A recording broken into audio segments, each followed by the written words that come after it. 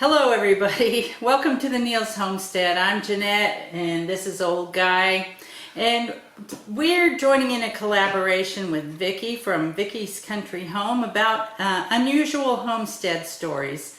So we're here to tell you our unusual homestead story. And I think basically our story started 42 years ago when we got married. And it started out unusual because when we got married, he was 44 and I was 22. That's a pretty big age difference. But she's grown up a lot since then. Well, I can't say that I grew up in the homestead frame of mind, but old Guy was a farmer for almost all of his life. He had a lot of homestead type stuff in his background. Well, I guess at the time we got married, I had decided to quit farming, and I had gotten into some rentals, and I was renting probably primarily to college students in Orangeburg, and she happened to be one of my renters. Yes, that's how we met. Was he became my landlord while I was going to college, and one thing led to another, and we got married. But from the beginning, I wanted a garden. I know when the first house we lived in, I was young. I wanted a garden, so he was so good to me. But he went with me to the sale barn and we scooped up raw manure to take home and put in our garden. See, I don't think either one of us knew what we were doing at that point. But I also thought if you have a garden, then all you have to do is go out there and plant the garden, plant the seeds, watch them grow, go out there and pick the stuff. I didn't realize all the work that it actually takes to grow a good garden. So our first garden, you know, we grew some stuff, but it was just a huge weed patch. Well, when we moved to our second house, well, she thought she was going to raise a really good garden. So she took a shovel out and dug up a patch. I think that was a great idea. It was, but that's not all it takes. No. For one thing, you got to dig it up deep to get. I think I dug it up deep. I stuck the shovel down there and I turned it all over. So, anyway. Anyway, you still grow weeds. Well, yes. You grow weeds. The weeds are the bane of the garden existence, aren't they? They are the guaranteed what will grow will be weeds. But she raised some garden, and yeah, I remember we had a lot of tomatoes. We shared them with the neighbors. They were grateful to have them. But then I think we lived there about 5 years, and I don't remember how much gardening we did. We couldn't do much. There wasn't a whole lot of backyard. Yeah, it wasn't a really good place to grow a garden. I covered a lot of it up part of the time with wood that I cut out in the country, and had a huge pile of wood. And yeah. We burned it in the wood. He even got in the newspaper with that. He went over and got a big load of slabs from a sawmill and put them in our backyard. And I guess somebody from the newspaper saw him and came and took a picture of him cutting up that pile of slabs and put it in the newspaper. So on with the story, though. We eventually made it to a little, what we call our first homestead. It was on the top of a hill, but the only thing was it was right next to a subdivision. And the people in the subdivision didn't really like what we were doing. They didn't want us to have a pig, and sometimes our chickens would get in their nice yards and stuff like that. So that was kind of, we had a cow there, and we did have some pigs. We had a really good garden there. We had grapevines, we had an apple tree, and I don't think we had sheep there. I think basically we had chickens and pigs and a cow at that place. We had 2 calves also. Yeah. We had some bottle calves that we bought from the sale barn. From there we moved back into town. And we had, well, we paid taxes on 7 acres, and when we sold it, had it measured, and it was only a little over 4 acres, but we had a nice lake on it, and so we had good fishing, But it was in town. but it was in town, and we had a very nice yard. We liked that place. But I had the country wanderlust. I'm the driving force of all this stuff to get out on a homestead. For one thing, at that point, I kind of fell in love with the Amish, and I wanted to live an Amish lifestyle. I can't say that I like their religious reasons for doing things, but I just kind of had an infatuation for their lifestyle, with the men staying at home primarily. I mean, that's their goal, and working from home. You know, a tight-knit family, a tight-knit community, and that's what I wanted. It was a very hard thing for me to acquire. In fact, it was impossible for me to acquire. But one of my main goals was to get him home from working away from home. I wanted us to work together, and we did work together a lot, but it was usually not from home. Well, we had, I think, 52 rental units, and so you don't stay home too close and take care of them when you do all the maintenance work and everything. Yeah. But while we lived in our last house in town, why, our 2 younger sons became school age, and we started them in school, but we don't approve of what a lot of school produces, and so we decided to take them out and homeschool them, which we did. The oldest one at that time was in 7th grade, and the youngest one, I guess, was probably in 2nd. So that was one of our big reasons for moving to the country. Besides, she wanted to live in the country, and we did. I wanted to get away from the town influence over our boys, and I wanted them to grow up in more of a rural farm life community. So we started looking for a place, and after quite a bit of looking, we found this place where we live now. When we moved up here, we lived, the only house that was here was up where Jeremiah lives, and it has a porch on it now because we put a porch on it, but when we bought it, it was just straight across the front. It was a concrete block house that was about 1,000 square feet with a concrete floor with old ratty tile, you know, not like tile you find in a school, not ceramic tile. But we lived there for like 10 years, and we had another cow, we had sheep, we had pigs, chickens, ducks. We never had any geese here. Yeah, no. We had geese in town, and that's a whole different story, that the geese in town.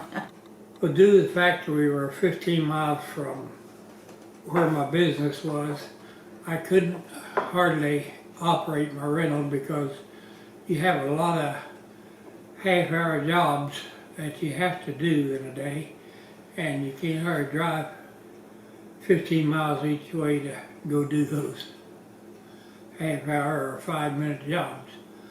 And so we sold our rental and started just trying to make a living here, which brought us around. Our son had bought a 40-acre patch of ground about 3 miles southwest of us, and so we began to farm his and raising commercial produce, and which neither one of us had any experience in, so we had a lot of hard lessons to learn. And one of the main ones was don't try to raise everything and sell everything, because people won't buy everything, at least not to the degree that you can make any money on it. So we had to learn to find what their desire was and what they'd pay for, and consequently we slowly learned. Also, old Guy's idea of doing a business is do it big or don't do it at all. Go big or go home kind of thing. And so we always did too much, tried to do too much, and it just, eventually we learned our lessons and we stopped using that piece of ground over there, and we brought the whole business to this piece of ground here. Now our property here is not a really farmland. It's more woods and hills and ditches, but there are some pretty flat places on it, and we started growing our produce here. We put up our high tunnels, and we put up a greenhouse where we could grow plants, little baby plants, and we did all that stuff with the for the farmers market. We took it to Kansas City on weekends and sold it. But I have skipped part of it. Part about the lake out here. Yeah. While we lived out here, there was always, right here where our house is right now, there was always a clearing area, and just off over the edge was a ditch. So old Guy decided he wanted to make that ditch into a pond or a lake, depending on how big it got. So he went out there and single-handedly cut down all those huge trees in that ditch, drug them out with his, did you have a skid steer at that point? No. A tractor? Tractor. Okay, drug them out with the tractor, chopped them all up, split them all up, and we think he probably got about 50 cords of wood out of there, and we sold it wholesale to somebody who was selling it to somebody else, plus we burned some ourselves. And then we hired a person with a bulldozer, and he pushed out all the stumps and cleared the lake completely, and then built a huge dam, because our farm, the ditch went very steep down, and where the dam went, there's about 40 feet of water because of all the fall in the land. And so it turned out to be a pretty good project. And then after the lake got done, we built a house here. It's not the house that is here right now. We built this slab and a basement, but then on top of that, we built a house. There was actually a copy of the house where we lived in town just before we lived out here, because we liked it so much. But one day, whenever we went to the market, after we were at the market, before it really started, we hadn't arrived very long, our son called us and told us that our house was on fire.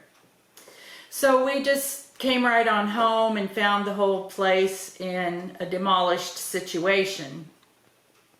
So, all the cleanup and everything had to take place.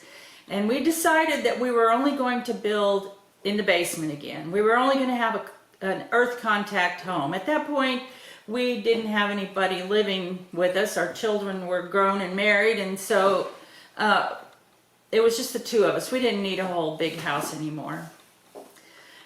And our basement is a 1,500 square foot basement. Yeah, it's not little. So We have taller ceilings than the normal house does these days, which makes it seem a lot more roomy in here, and we really like that. we have all tile flooring throughout.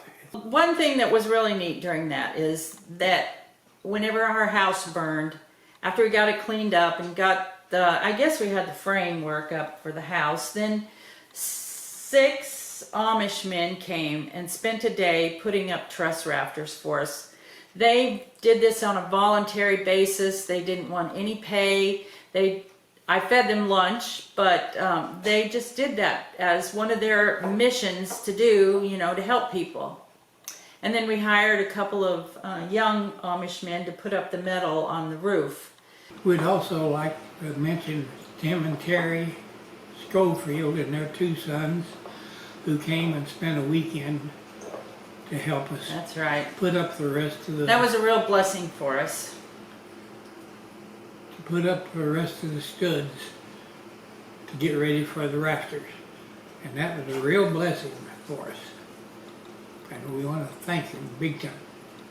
And for the most part, our son Isaac, the youngest one, and Dugan did a lot of the work. Dugan was already having some vision problems at that point, I think. It's hard to remember back, but between Isaac and Dugan, they got the house put back together and we moved in. Our house burned on 10/10/10, October the 10th of 2010, so it's always easy to remember. And we had one building that we'd used for some puppies, and we put cabinets in, and a bed, and a refrigerator, and a shower, and a stool, and we lived in there for a year. While It was 12 by 24. yeah. Yeah, during the time that we were building our house, we lived in this little 12 by 24 foot one room building, tiny house, but yeah, I'm pretty sure I'm not made to live in a tiny house. Well, after 10 years going to Kansas City and selling our produce, which we enjoyed, we made a lot of new friends and had a lot of steady customers, but especially my health was going downhill quite a bit. And so, And it was getting harder for me too. yeah, she slowed down quite a bit also. And we decided we'd just come home and retire and draw what little bit of Social Security we could and raise as much of our food as we could. And have our YouTube channel. And yes, and that's important. And our son and his family, his wife is a school teacher at a Christian school now, and he's working as an electrician, and so we're all getting by and getting by a lot easier. So we're just home here now. That's kind of our backstory. Up to the point where we are right now, we are trying to live out the rest of our years here on our homestead and trying to make the best of it. And through our channel, we're sharing it with you. So I hope you enjoy watching us, and I hope you'll watch us some more. And it's supposed to start snowing here soon, according to the weatherman. And so I've got to go take care of my ducks and get them locked up so they can be comfortable too. yes. And thank you, Vickie, for letting us be part of this collaboration. And to everybody, there's a playlist down in the comments that it just lightninged outside that I want you to go to hear the thunder. I want you to go and watch the other videos that are included in this collaboration. Thank you for joining us, and we'll see you next time.